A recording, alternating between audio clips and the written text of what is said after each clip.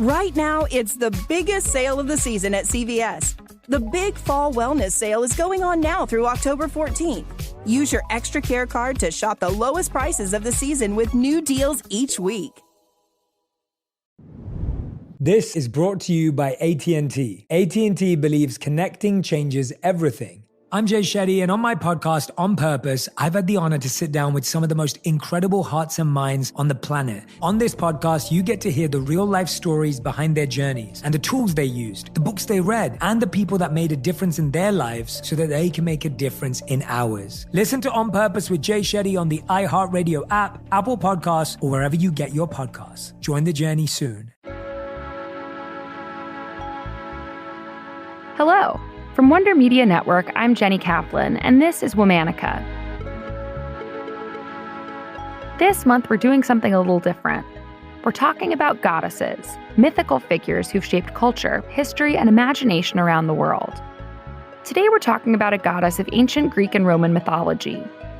She emerged fully grown from the head of Zeus and is known for her wisdom, whether aiding heroes in battle, cursing disrespectful mortals, or inspiring young women to be more independent. She was the most actively involved in human life of any other god or goddess of Mount Olympus. Please welcome Athena.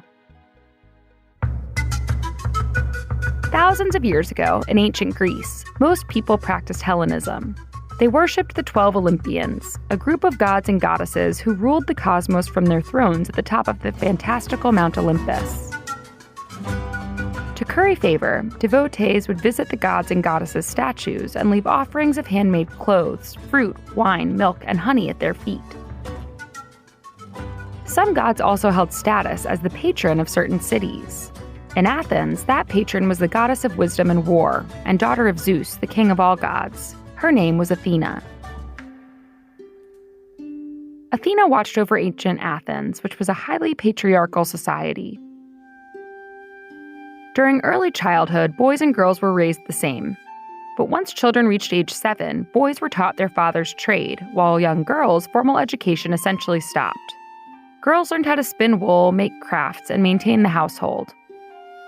Their worth was largely tied to the fact that one day they would become mothers, and they weren't often permitted to leave the house. That's where the cult of Athena comes in. It was common for Greek deities to have cults devoted to them, but Athena's in particular provided an outlet for women to participate in society. Athens held about 30 religious festivals a year, and women were allowed to participate in about half of them. Women and girls who were members of the cult of Athena held key positions in the rituals, like carrying offerings for the goddess. Some women left the cult once they got married. Others became members of Athena's clergy. Athena wasn't always the city's patron. It all started with a contest. According to the myth, a beautiful region in Greece called Attica drew the attention of many gods and goddesses, particularly Athena and Poseidon, the god of the sea. Zeus suggested they compete to become the patron god of the city. They'd each bring a gift for the citizens of Attica, and whoever brought the better gift would win. Poseidon and Athena gathered the residents of Attica to the center of town to present their gifts. Poseidon struck the ground with his trident.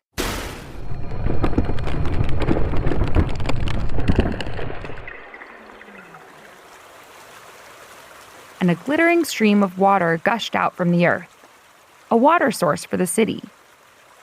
Initially, the crowd was thrilled, until they realized the water was salt water and not drinkable. For Athena's gift, she planted a seed in the ground.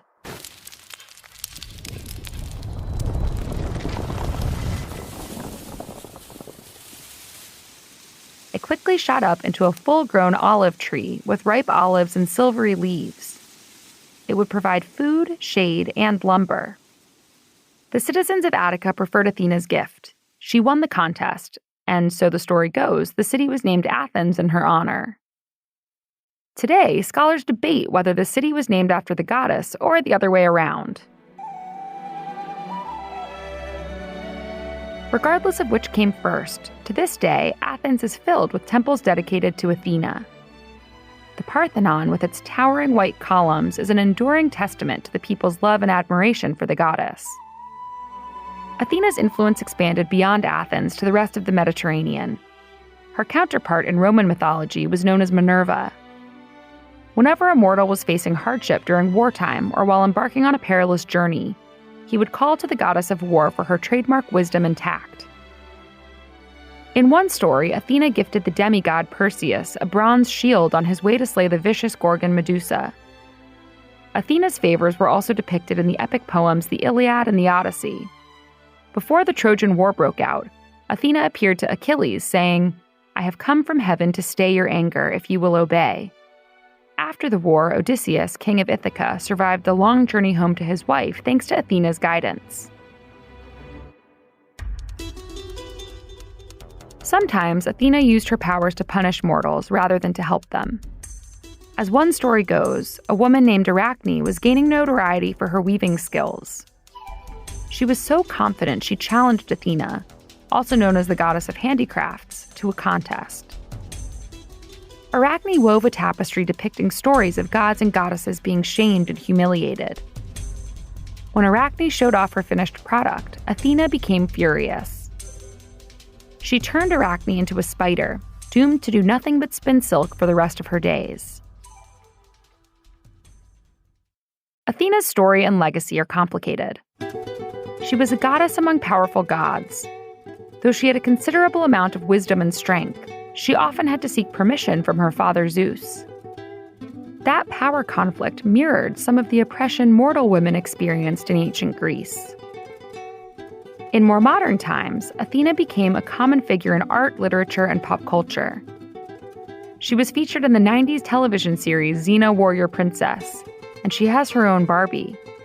Athena proved a woman could make an impact outside the domestic sphere. She was an empowering force not just for the women of Athens, but also for young women today. All month we're talking about goddesses.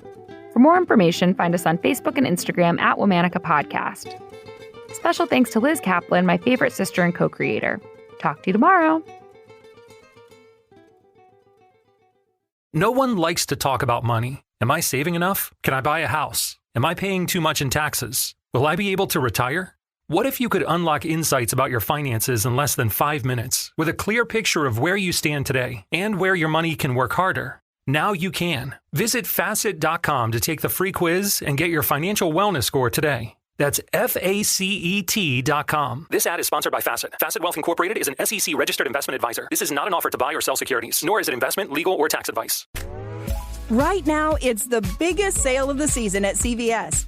The Big Fall Wellness Sale is going on now through October 14th. Use your Extra Care card to shop the lowest prices of the season with new deals each week. Griffith Energy Services is celebrating 125 years in business. We're offering $250 off an AC or heat pump, plus special financing with approved credit. Contact Griffith Energy Services today for this offer and many more as we celebrate our 125th anniversary. Griffith specializes in Trane, but services all brands. Visit GriffithEnergyServices.com today. Griffith Energy Services. Doggone dependable. License number MGHVACR 012278.